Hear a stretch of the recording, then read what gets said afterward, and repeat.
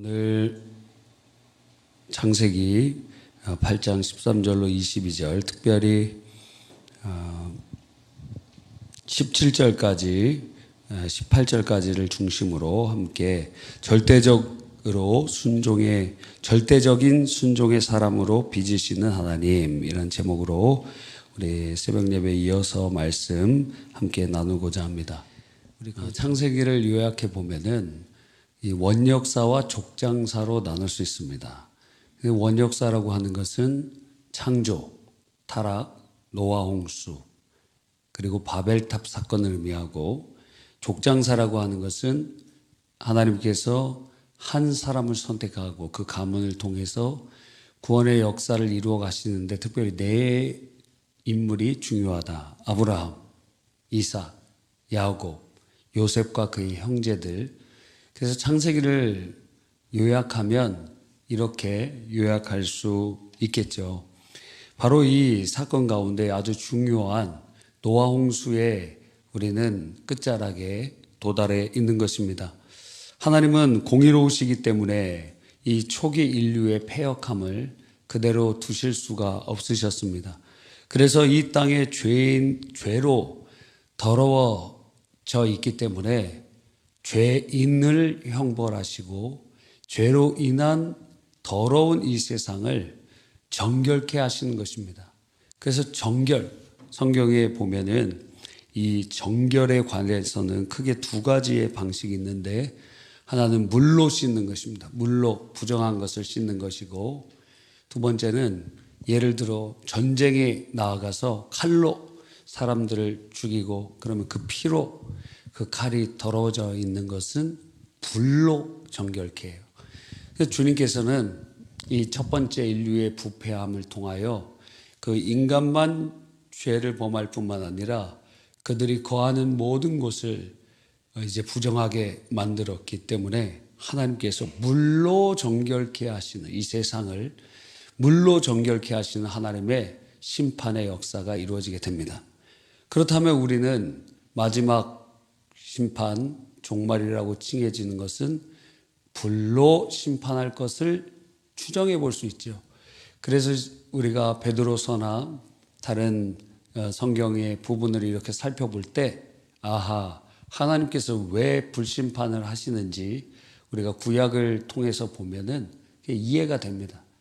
물로 심판하시고 그리고 불로 심판하시며, 그 예고편으로 이제 족장사의 일부에 나와 있는 소돔과 고모라, 그것을 모델 케이스로 우리에게 보여주신다고 할 수 있는 것입니다. 그래서 주님께서는 그렇게 물로 정결케 하시고 장장 370일 동안 그 역사를 완료하시는 것입니다. 끝나지 않을 것 같은 이 물심판이, 비가 온 날은 40일 전후였지만 그 물이 다 내려가고 그 방주에서 나올 때까지의 총 기간은 370일 정도 되었습니다. 자, 그렇다면 그 장구한 1년 정도 되는 이 시간의 생활도 끝이 나고, 노아도 한 살을 더 먹게 되어 601살이 되고 2월 27일, 아마 수요일 정도로 추정하는 그날에 나오게 되는 것입니다. 자,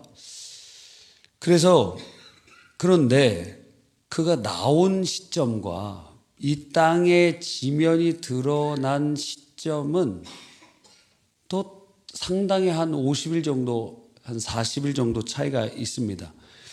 왜냐하면은 성경에 보면 방주 뚜껑을 열고 지면이 드러난 것을 확인한 때는 노아의 나이 601세 1월 1일이었습니다. 그럼 땅이 물이 지금 빠져가고 젖어 있긴 하지만 그래도 땅이 보이기 시작하는 때가 1월 1일이었는데, 거기서부터 나온 때는 2월 27일이었습니다. 며칠이 흘렀습니까? 50일 정도가 흐르는 상당히 오랜 시간이 지난 다음에 나오게 되었다는 거예요. 왜 안 나왔죠? 하나님이 나오라는 얘기를 하지 않으셨기 때문에. 여러분, 분명히 물은 걷히고 있고 점점 줄어들고 있습니다. 땅에 물기운이 있고 젖어 있었지만 나갈 수 있었어요. 비둘기가 돌아오지 않았던 것처럼 말입니다. 얼마나 나가고 싶었을까요? 그 자녀들은 얼마나 거기 바깥에 나가자고 성화했을까요? 수십일 동안 말입니다. 여러분, 그런데 그래서 이 안에 있는 시간까지 다 포함해서 370일인 거예요. 자, 그럼에도 그는 계속 방주에 머물니다. 주님의 말씀이 주어지지 않았기 때문이죠. 노아는 방주를 짓고 그리고 거의 1년 동안 방주 생활을 하면서 더욱 하나님 말씀에 순종하는 사람으로 훈련됐던 것입니다. 한 찬양의 가사는 그것을 아주 잘 보여주죠. 주님 말씀하시면 내가 나가리다. 주님 뜻이 아니면 내가 멈춰서리다. 나의 가고 서는 것 주님 뜻에 있으니 오 주님 나를 이끄소서. 나아가는 것도 멈추는 것도 그 모든 것이 하나님이 인도하시는 대로 주님이 이끄시는 대로 그 훈련을 계속적으로 받았던 것입니다. 성도의 삶 속에 하나님께서 원하시는 것이 바로 무엇입니까? 바로 자원하여 주님께 순종하는 것입니다. 사실 성경에서 이 순종은 하나님을 사랑하는 것과 등치되어 사용되고 있습니다. 신명기 6장 5절에 너는 마음을 다하고 뜻을 다하고 힘을 다하여 내 하나님 여호와를 사랑하라 하셨는데, 신명기 10장 12절에는 이스라엘아 내 하나님 여호와께서 내게 요구하는 것이 무엇이냐 곧 내 하나님 여호와를 경외하며 그의 모든 도를 행하고 그를 사랑하며 마음을 다하고 뜻을 다하여 내 하나님 여호와를 섬기고. 그래서 하나님을 사랑하는 것, 마음과 뜻과 모든 것을 다하여서 하나님을 사랑하는 것이 도대체 무엇이냐? 하나님의 말씀에 굴복하고 순종하고 섬기는 것임을 분명하게 신명기에서 말씀하고 계십니다. 신약 시대에는 그 원리가 바뀌었을까요? 요한복음 15장 10절에 보니까 예수님께서 친히 말씀하시기를 내 아버지의 계명을 지켜 그 사랑 안에 거하는 것 같이 너희도 내 계명을 지키면 내 사랑 안에 거하리라. 그래서 계명의 순종과 주님 사랑을 등치시키고 있다는 것을 보여줍니다. 요한복음 14장 15절은 너희가 나를 사랑하면 나의 계명을 지키리라. 그러니까 주님을 사랑한다고 하면서 주의 말씀을 순종하지 않는다면 그 사람은 하나님을 사랑하지 않는 사람입니다. 사랑하면 사랑하는 사람이 원하는 대로 해주고 싶지 않습니까? 사랑하면 해주고 싶어요. 근데 사랑하지도 않는데, 사랑하는 사람이 원하지도 않는 것을 해주는 것은 그거는 참으로 힘든 폭력이 될 수도 있습니다. 남편이 김치볶음밥을 싫어하는데 부인이 정성을 다해서 김치볶음밥을 매일 줍니다. 사랑입니까? 사랑이 아닙니까? 그건 자기가 원하는 거지 상대가 원하는 걸 해줘야 사랑이지. 여러분 꼭 기억하시기 바랍니다. 내가 정성과 마음과 뜻과 정성을 다해서 내가 뭔가를 해주어도 상대가 원하는 게 아니면 그거는 독이 될 수가 있고 폭력이 될 수 있는 거예요. 하나님께서도 너희가 마음과 뜻과 정성과 힘을 다해서 하나님을 사랑하는 거, 그거 하나님 말씀대로 사랑해야 되고 말씀대로 순종해야 되는 것입니다. 내가 원하는 대로 하나님을 섬기는 거, 그게 우상숭배예요. 여러분, 우상숭배가 다른 게 아닙니다. 우상숭배는 굉장히 넓은 스펙트럼을 가지고 있는데, 첫째, 신앙의 대상이 하나님이 아니면 우상숭배입니다. 두 번째, 하나님을 섬기되 하나님이 정해놓으신 방법대로 섬기지 않으면 우상숭배입니다. 그 대표적인 것이 형상을 만드는 것이죠. 그래서 여러분이 하나님을 사랑한다고 하면서 내 열심, 내 방식, 내 계획, 내 뜻대로 헌신하면서 나 이렇게 하나님 앞에 헌신하지 않았습니까? 나 이렇게 주님께 열심히 봉사하지 않았습니까? 하여도 그게 주의 뜻에 맞지 않으면 그것은 우상 숭배다 이거예요. 그래서 꼭 기억하십시오. 여러분이 사랑하는 사람이 원하는 것을 해줘야 사랑이지, 그렇지 않은 것을 아무리 많이 해줘도 그건 사랑 아니다 이거예요. 그것은 폭력이요, 그것은 잘못된 일이요, 하나님께 대해서는 우상 숭배니. 그래서 하나님의 말씀대로 순종하는 것이 사랑이요, 하나님을 사랑하는 자마다 주님의 말씀대로 순종하게 되는 것입니다. 그래서 성경은 끊임없이 순종을 요청하시는데 그 순종이 굴종이 아니고 그 순종이 자원성을 가진 순종이요, 사랑의 순종임을 우리에게 말씀하고 계시는 것입니다. 그래서 사랑하기 때문에 순종함으로, 원래 이 순종에는 하나님께서 복을 주시지 않아도 됩니다. 왜? 하나님 나라의 백성이 하나님의 나라의 법을 지키는 건 당연한 거니까. 그러니까 순종은 필연적이고 우리 피조물에게는 반드시 해야 되는 것이지만, 하나님께서 순종하는 자에게 복을 주시는 것은, 그것은 이 순종이 사랑이기 때문에 그래요. 주님을 사랑하는 것이기 때문에 하나님께서도 우리를 사랑하심을 통하여 복을 더 주시는 거예요. 더 은혜를 베풀어 주시고 그러기를 원하고 계시는 것입니다. 사랑하면 사랑하는 사람이 원하는 거 해주고 싶습니다. 미역국을 못 끓여도 미역국 해주고 싶죠. 왜? 남편이 혹은 아내가 요즘에는 다 어떤 신방을 갔더니, 신혼 신방을 갔어요. 그런데 퇴근한 남편이 다 음식을 준비하더라고요. 퇴근해서 얼마 안 됐는데 다 거기서 음식을 다 준비하더라고요. 와, 요즘 아들들은 다 참 어려운 삶을 살아갑니다. 그래서 결혼 안 하는 건지도 몰라요. 예, 정말 힘들게 다들 살아가더라고요. 저는 그게 풍선 효과가 있잖아요. 풍선을 어느 한 군데를 이렇게 붙잡으면 다른 곳은 어떻게 될까? 다른 곳은 점점 커져서 터지게 되잖아요.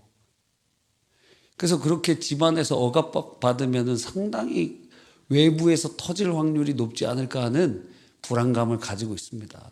네, 그게 잘하는 게 아닙니다. 어느 정도 이게 강약이 조절돼야 되는데, 그렇게 너무 이렇게 압제라고 표현해야 돼. 압제를 당하면은 어느 다른 곳에서 빵 터질지 몰라요. 그게 어떤 사람에게는 도박이 될 수도 있고, 취미생활일 수도 있고, 외도가 될 수도 있고, 또 혹은 여러 가지 다른 방법일 수도 있거든요. 참 걱정되기도 합니다. 사랑하면 사랑하는 사람이 원해. 그래서 그 모습을 보면서 참 사랑하는구나. 사랑하니까 퇴근하고 그렇게 먹을 것도 준비하고 다른 것도 다 준비하면서도, 물론 얼굴이 그렇게 환하진 않았지만 사랑하기 때문에 그랬구나 하는 생각이 듭니다.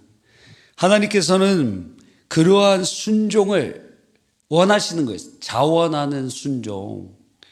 그러므로 하나님을 사랑하는 자마다 하나님의 말씀을 지켜야 됩니다. 지키되 우리 안에 계시는 성령의 힘으로 지켜야 돼요. 조금 이따 더 말씀드립시다. 그러한 측면에서 노아는 당대에 하나님을 가장 사랑하는 사람이었다고도 말할 수 있어요. 당대에 주의 말씀 그대로 순종했다 이꼬르 당대에 하나님을 가장 사랑했다는 거예요. 할렐루야.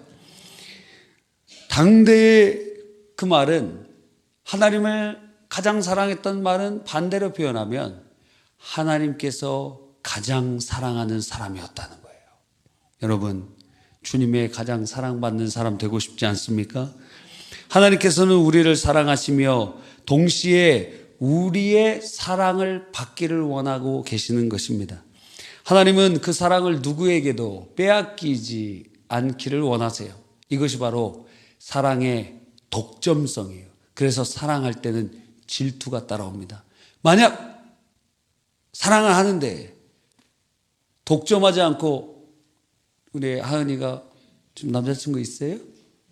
남자친구 있고 싶어요? 요거라서. 요거면 못 사귀나? 주변에 남자가 없어요. 원래 다 소개팅으로 만나는 거예요. 주변에 여자밖에 없어요? 예. 걔네들이 다 알고 있거든. 걔네 다 남녀공학 중학교 나온 애들이라 다 걸러서 만나는 거예요. 야, 저도 소명여고 축제 때 가봤어요. 그 여자애가 초청해줘갖고. 예.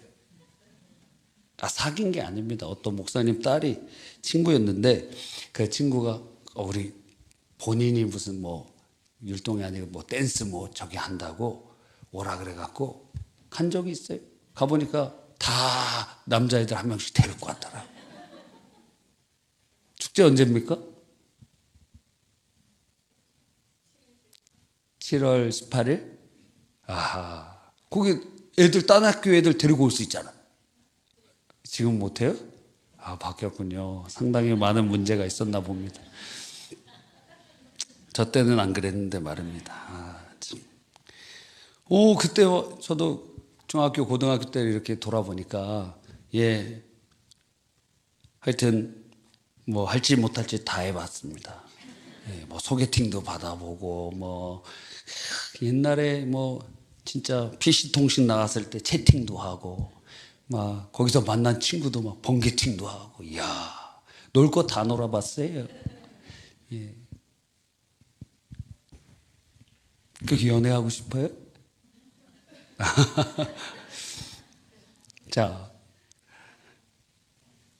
사랑을 하면은 독점하고 싶습니다. 그 독점을 하고자 하는 그 마음이 질투로 나타나게 됩니다. 그래서 만약에 하은이가 누군가를 이제 사귀게 되었는데, 지금 사귀면은 상당히 대학 가는데 어렵습니다. 근데 예를 들어서 이제 뭐 대학도 가고 그래서 사귀게 되었습니다. 근데 그 남자친구가 친구 A라는 사람, B라는 사람, C라는 사람이랑 다른 여자도 막 좋아하고 사귄다 그러면 용납이 돼요, 안 돼요? 만약 그게 용납이 된다면, 나는 쿨하기 때문에 나는 너를 구속하고 싶지 않아. 너도 나를 구속하지 마. 대신 너 A라는 여자친구, B라는 여자친구, C라는 여자친구 사귀어도 괜찮아.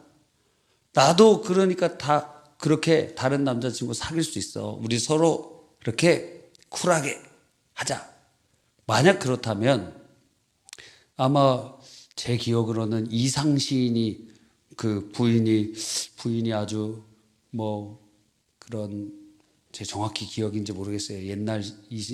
옛날에 들어봐서 이상시인 부인이 뭐 이렇게 술집 나가는 여자였는데 다른 남자랑 이렇게 뭐 그러한 문제들이 있더라도 그걸 신경 안 쓰고 그랬다 그러더라고요. 오감도 쓰신 분 아시죠? 예, 그런 게 있습니다. 그런데 만약 그렇다면 그건 사랑이 아니라는 거예요. 하나님께서 우리에게 사랑의 감정을 주셔서 하나님이 우리를 독점하고 싶으신 그 사랑을 보여주시는 거예요. 그래서 질투라는 것이 하나님의 속성이에요. 독점, 그 사랑하는 대상에 대한 그 사람이 나만 사랑해 주기를 원하는 마음. 내가 너만을 사랑하니 너도 나만을 사랑하기를 원하시는 마음이라는 거예요. 아멘입니까? 여러분, 그렇게 되기를 바랍니다.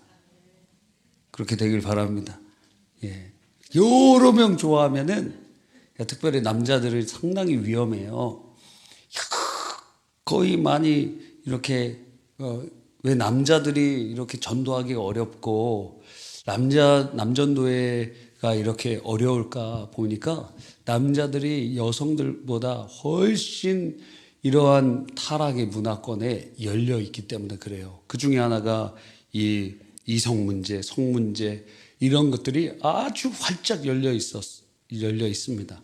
과거에는 더 심했고 지금도 굉장히 그런 부분들이 많이 일어나고 있습니다.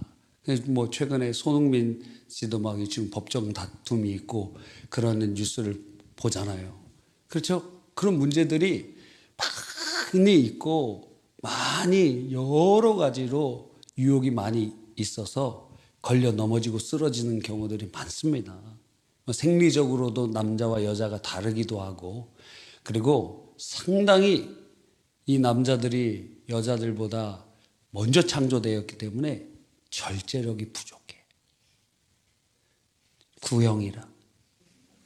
신형은 판단을 하잖아. 때를 따라서 그냥 좋아할 때가 있고 멈출 때가 있는데, 남자들은 상당히 위험한 존재들이에요. 그럼에도 불구하고 사랑은 기본적으로 독점적인 성향, 나도 너만을 사랑할 테니까 너도 나만을 사랑하기를 원하는 그러한 1대1의 관계를 주님께서 원하고 계시는 것입니다. 그런 측면에서 노아는 하나님을 당대에 가장 많이 사랑한 사람이었고, 하나님도 당대에 노아를 가장 많이 사랑하셨습니다.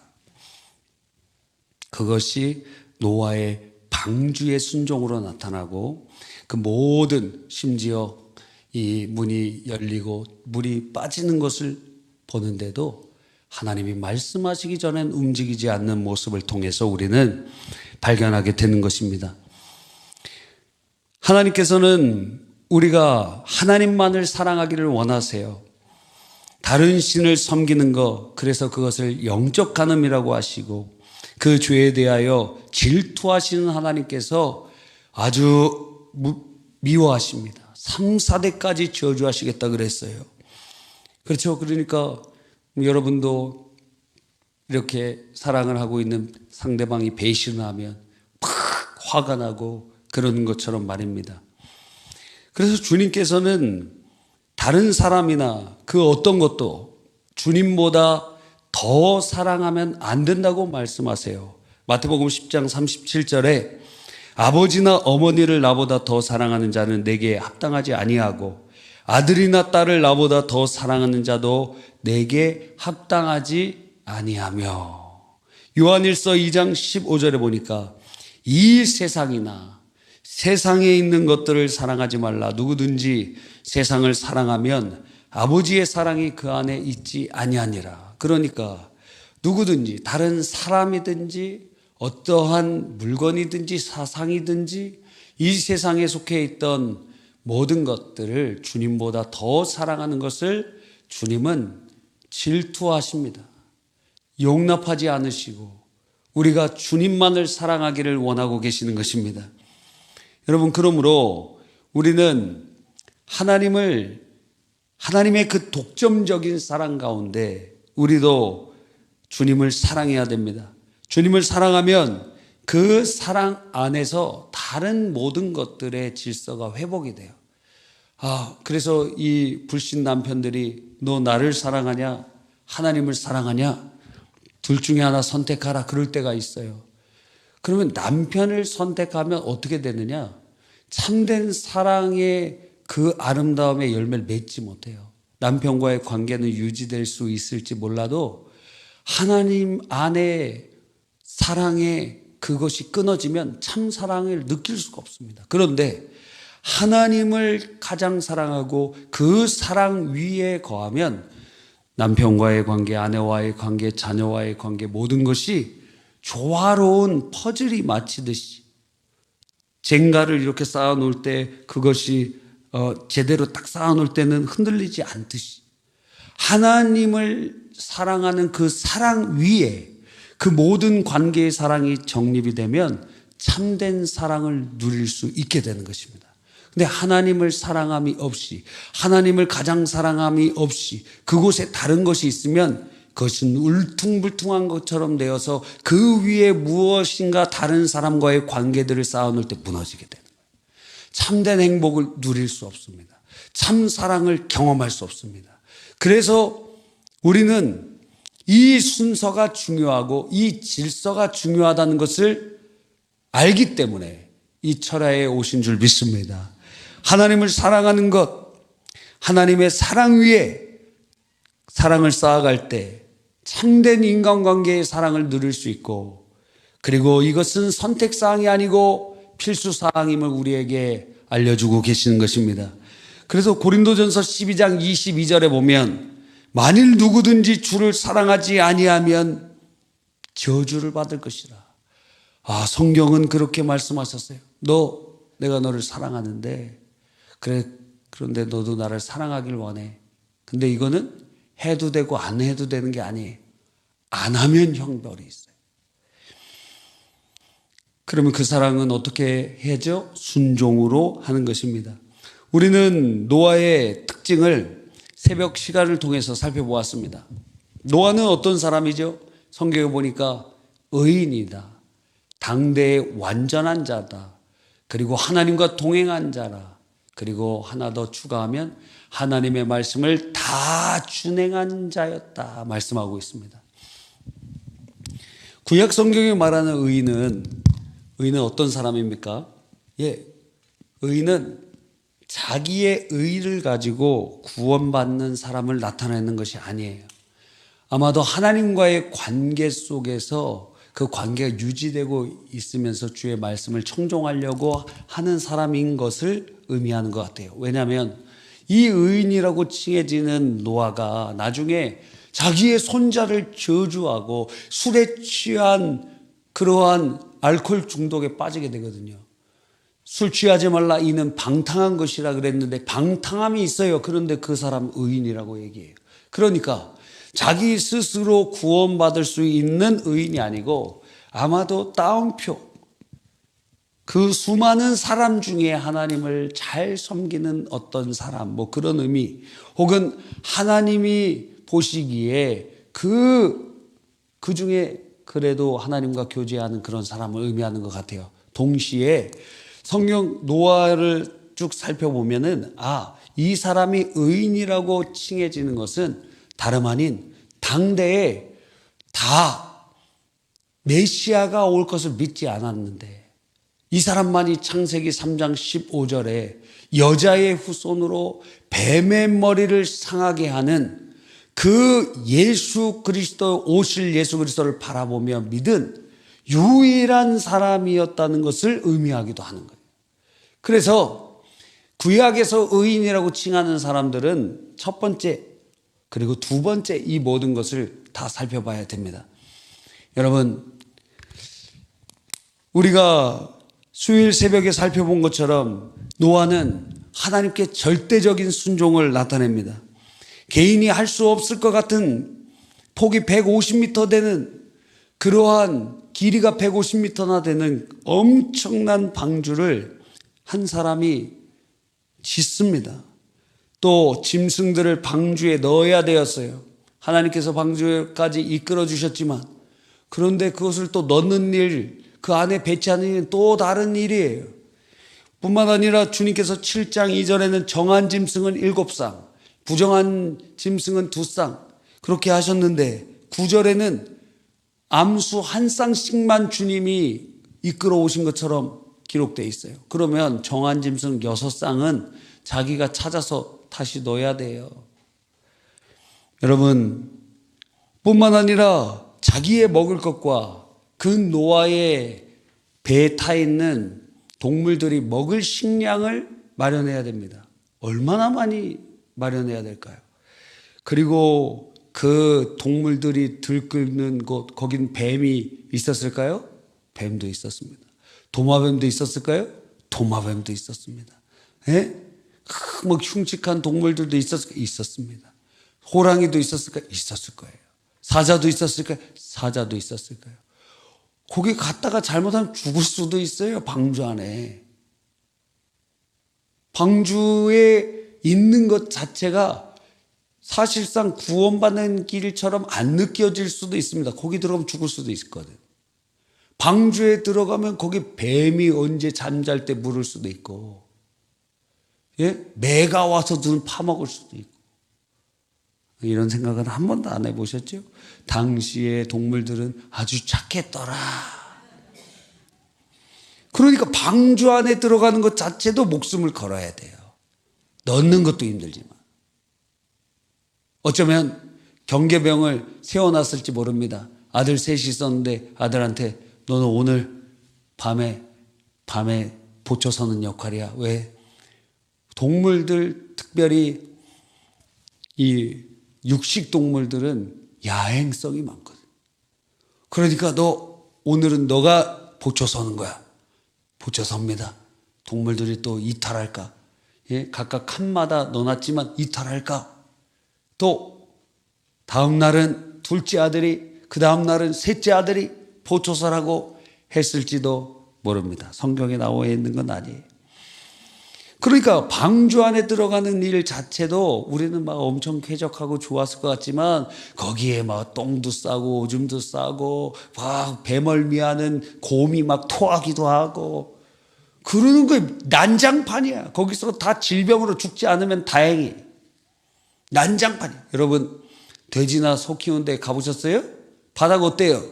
막 깨끗합니까? 뽀송뽀송해요? 다 똥이에요. 다 똥. 1년 동안 그런 생활하고 있는 거예요. 거기서 병에 안 걸리고 죽지 않은 것만 해도 다행이에요. 전혀 이런 생각을 안 해보신 것 같아요, 여러분. 막 엄청 5성급 호텔에서 있는 것처럼 생각하고 계세요. 방주 안에 들어가는 것 자체가 믿음의 행동이에요. 방주 안에 들어가는 것 자체가 목숨을 거는 행동이에요. 그런데 그가 그렇게 순종했습니다. 그래서 이 비둘기가 안 오는 것을 보면서 그 곳에 이제 묻이 드러났구나 알게 됐잖아요. 그래서 처음 한 일이 뭡니까? 창문을 여는 거예요. 왜? 거기 막 똥냄새 나고 괴로우니까 창문을 여는 거예요. 창문을 여는. 당시에 유리가 있었을까요? 그럼 그거 앞을 뭘로 봤을까요? 창문이라고 하는데 그 창문은 무슨 창문일까? 예? 유리가 없었는데 그 창문은 무슨 창문일까요? 생각 안 해보셨어요? 자, 그러니까 문을 열었어요. 숨도 못 쉬고 괴롭고 고통스러우니까 말입니다. 참 어렵고 힘든 일이었고 중간에 마음이 흔들리는 경우도 있었지만 그가 그렇게 순종할 수 있었던 것은 120년 동안 배를 만들면서 아마도 480세부터 600세까지 배를 만들었다고 치면 매일매일 그것을 고민이 있었겠죠.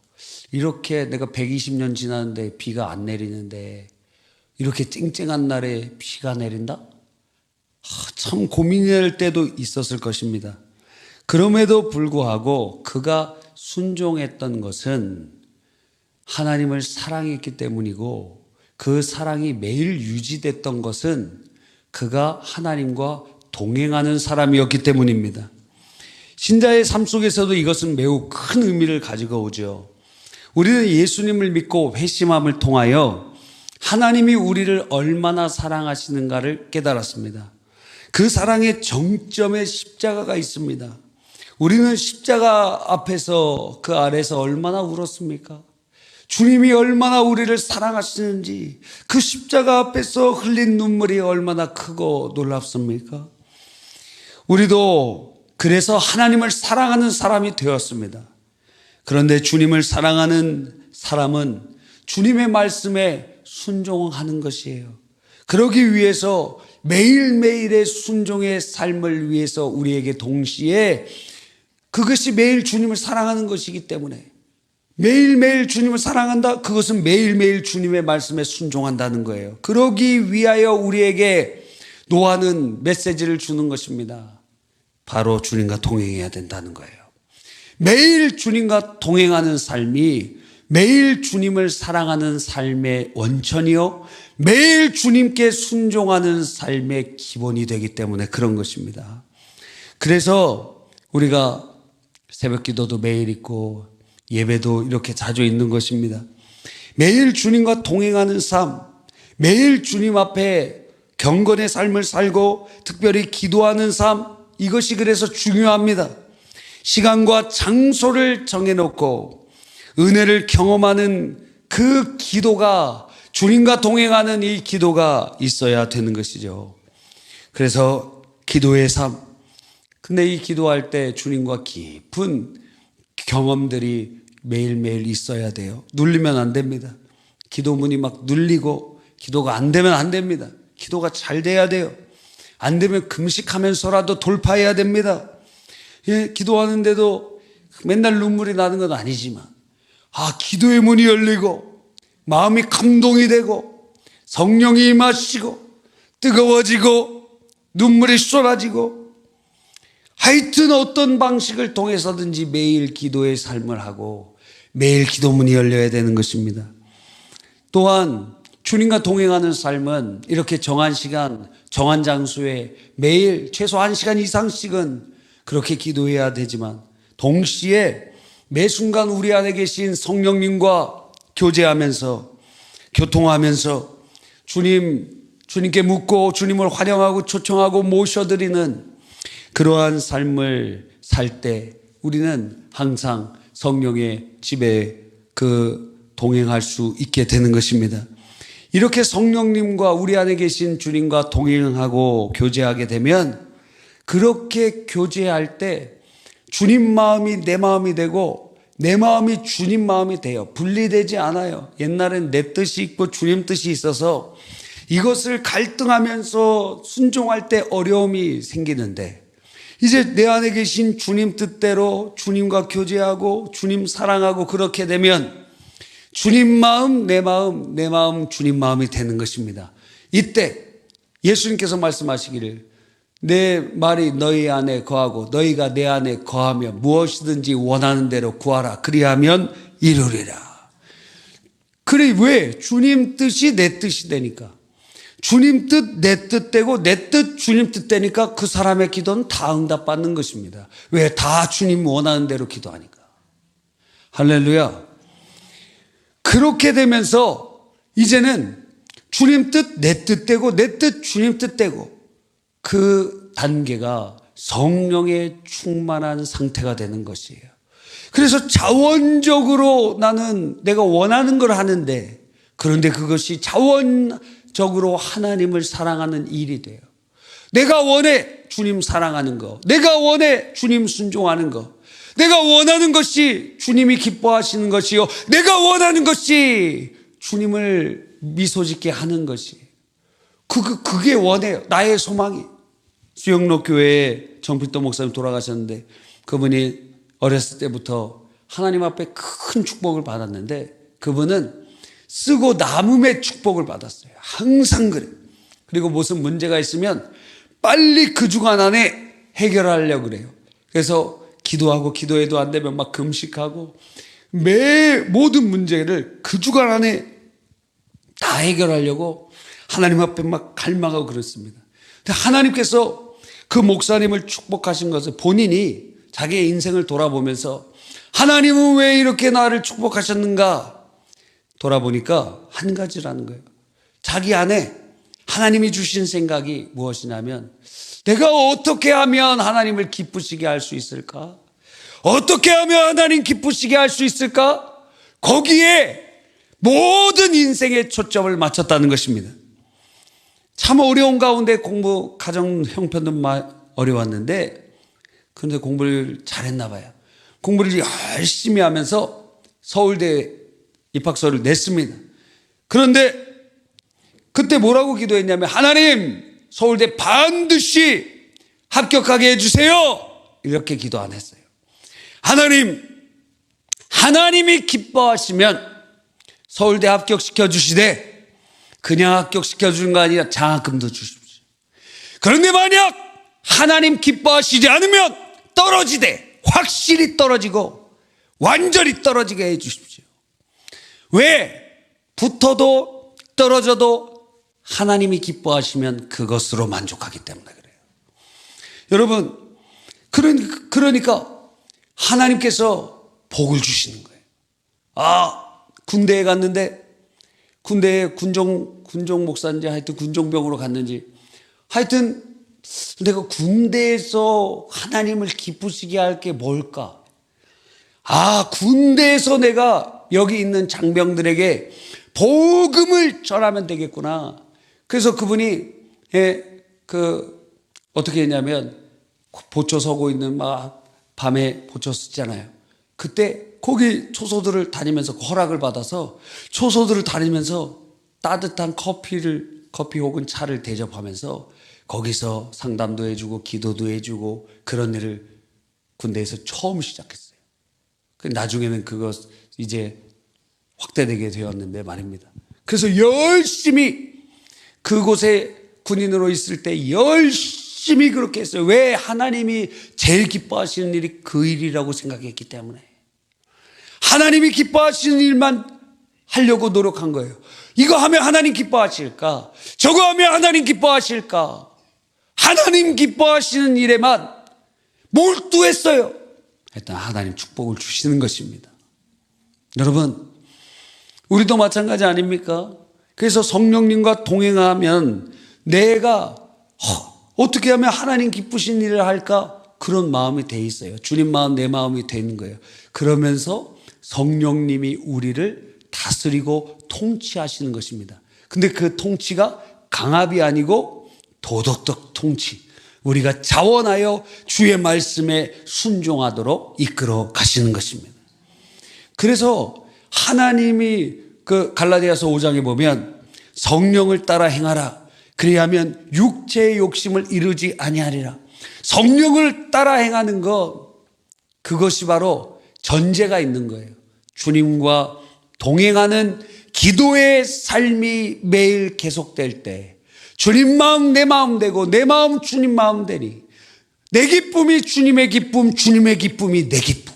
주님이 웃으시면 나도 기쁘고 내가 즐거운 것을 보며 하나님도 기뻐하시고 그러면서 그 마음속에 이루어지는 것이 그걸 가리켜서 심중천국, 하나님 나라가 우리 안에 임하게 되는 것입니다.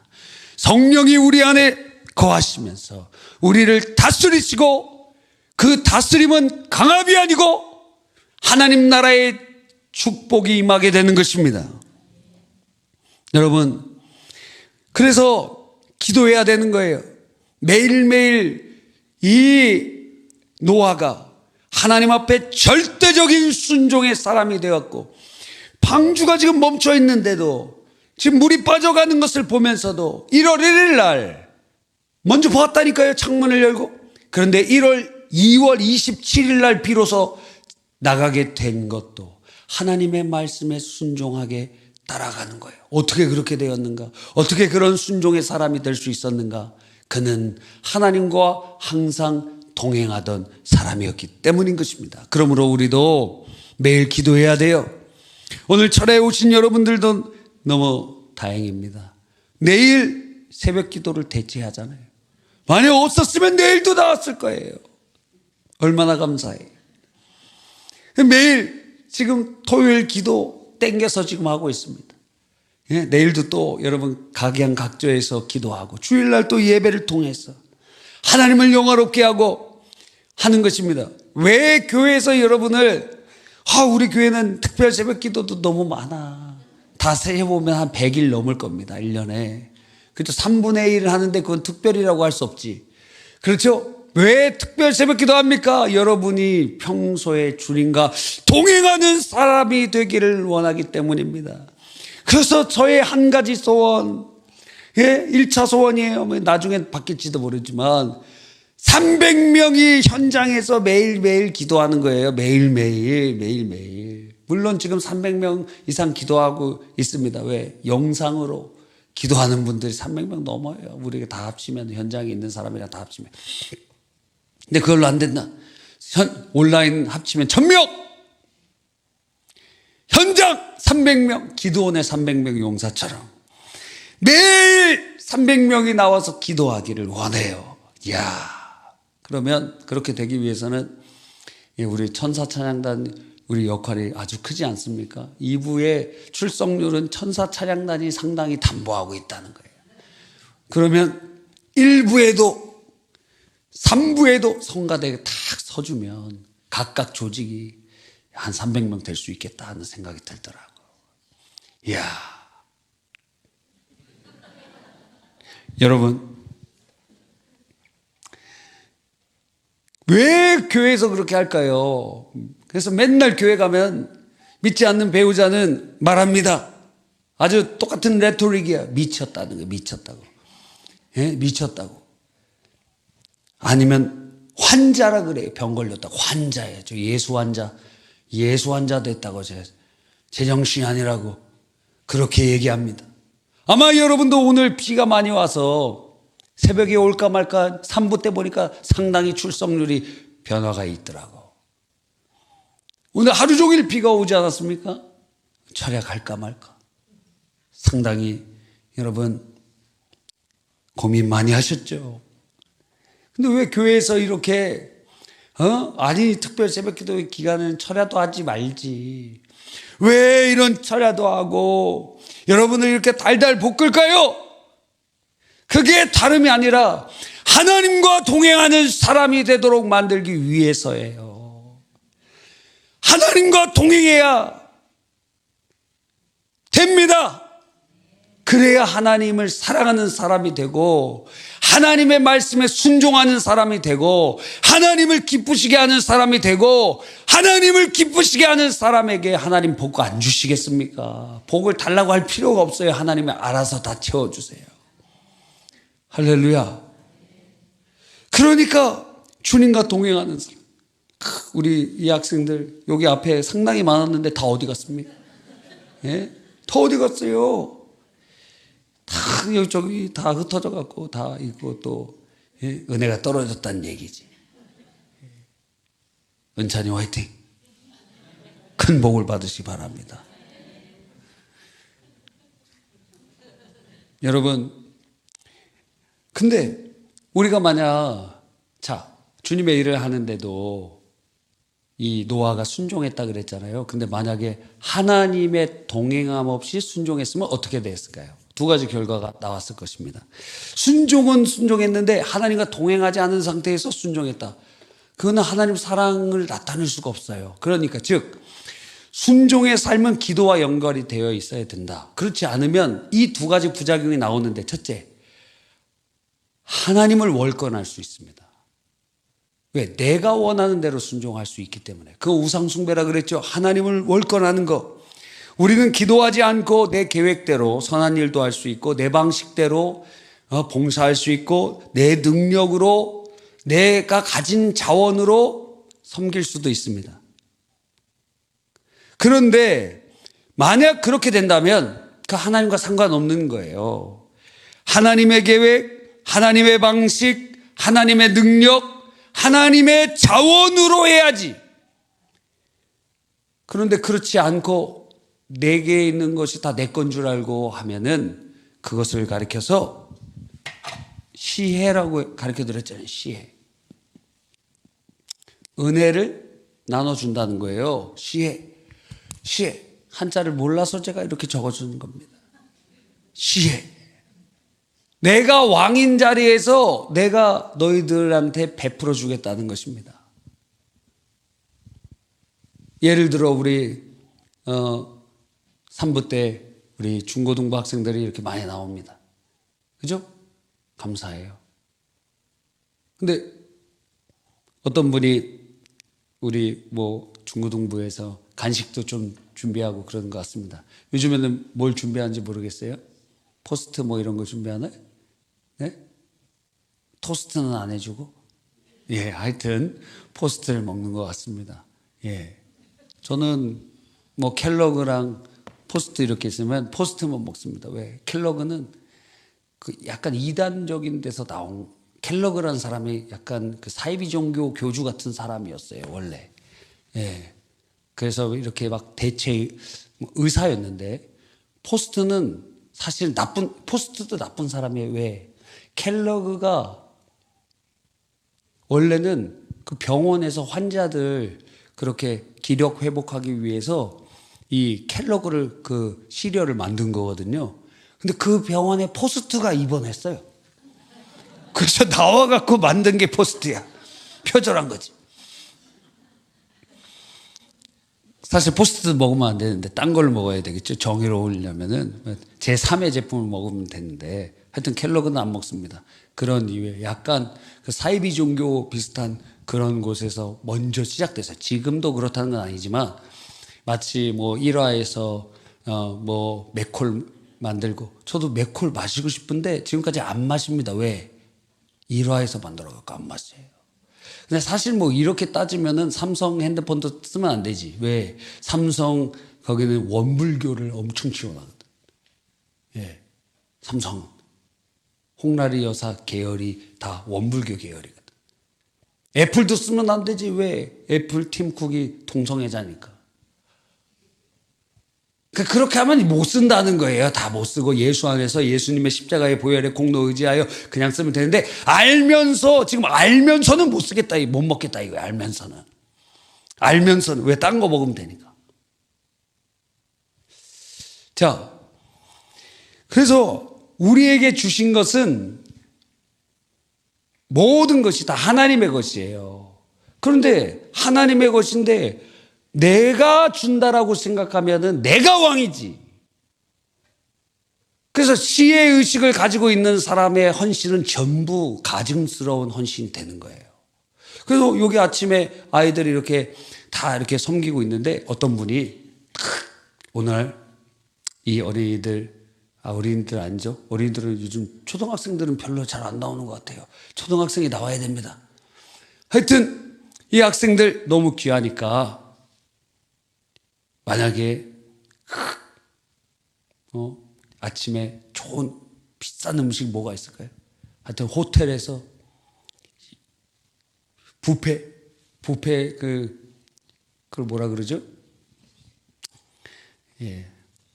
저번에 우리 갭성교회 저기를 갔어요. 수련회 갔는데 갭성교회 수련회 2박 3일인가 갔습니다.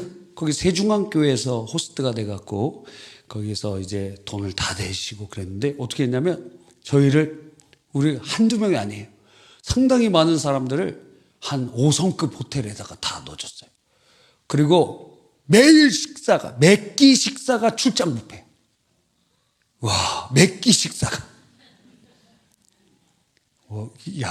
그리고 거기서 이렇게 보통 섬겨주는 것들이 다 최고의 것들로 이렇게 섬겨주더라고. 제가 계산해도 그 2박 3일 정도의 전체 그 비용이 몇 억 들었을 것 같아. 선교사님들이랑 목사님들이랑 거기 있는 분들이 그렇게 섬겨주시는데 너무 감사하더라고요. 그래서 제가 그랬어요. 이 행사 한번 하시는데 이렇게 막대한 비용이 드는데 정말 대단하시다고. 제가 계산해 보니까 최소 얼마 이상 나왔을 것 같은데 그랬더니 그 교회 장로님이 그냥 하나님 은혜로 하는 거라고 그렇게 얘기하시더라고요. 그리고 마지막 끝나는 날 엄청 큰 뷔페 그런 식당을 빌려다가 거기서 다 먹었어요. 그래서 배웠어요. 저도 다른 사람 이런 어떤 교회나 이런 행사할 때는 제일 좋은 거. 우리는 항상 그러잖아요. 항상 뭔가 좀 싸게 먹히는 거 이렇게 뭔가 좀 이렇게 해갖고 애껴갖고 그런 마음을 갖잖아요. 그렇죠? 근데 그때 섬김을 받고 나니까 그 기억이 나요. 다른 사람을 섬길 때는 최고로 섬겨줘야 되겠다 하는 생각이 듭니다. 무슨 행사를 하거나 무슨 노예를 하거나 뭐 할 때도 좀 막 아껴갖고 좋아요. 그거 좋은 일인데 근데 섬기는 일에는 아끼면 안 됩니다. 그래서 애들을 신라호텔 주방장이 와갖고 준비해 줬습니다. 그런데 주님이 시키신 것이 아니면 그런 섬김도 하나님 앞에 가증한 것이 될 수 있다라는 거예요. 중요한 점입니다. 하나님의 것을 월권하면 안 된다는 거예요. 모든 게 다 좋은 게 아닙니다. 하나님의 계획대로 하는가, 하나님의 방식대로 하는가, 하나님의 능력으로 하는가, 하나님을 기쁘시게 하는 것인가, 이게 중요한 거예요. 우리는 나의 것이 아니고 예수의 피로 주님 것이 되었습니다. 그래서 우리가 주님의 것인데 내 마음대로 하면 하나님의 것을 월권하는 자니 다른 말로 일종의 도둑질하는 겁니다. 너 하나님의 것을 도둑질했다. 이런 사람들은 특징이 무엇이냐면 자기가 한 일이기 때문에 하나님 앞에서 자기 의를 주장하고 자기 공로를 내세웁니다. 그리고 다른 사람들, 나처럼 안 하는 사람, 내가 이렇게 헌신하는데 당신들은 뭐 하고 있느냐고 막 그래요. 어떤 평신도가 은혜 받아갖고 막 헌신합니다. 그 하나님의 뜻이라면 아주 좋은 일이겠죠. 그런데 하나님의 뜻이 아니고 자기가 하면은 우습게 여기는 거예요. 교회에 나오는 장로님, 권사님, 안수집사님 이렇게 보면서 아니 장로님 뭐 하시는 겁니까? 안수집사님, 권사님들 뭐 하시는 겁니까? 이런 식으로 판단하고 정죄한다 이거예요. 그런 사람들이 있어. 그건 무엇이냐? 시혜의식이요, 하나님의 것을 월권하는 것이다 이거예요. 그런 자들은 하나님을 기쁘시게 할 수 없습니다. 두 번째, 만약 우리가 하나님과 동행하는 기도 없이 내 마음대로 그렇게 하게 되면 걸림돌이 돼요. 하나님의 걸림돌.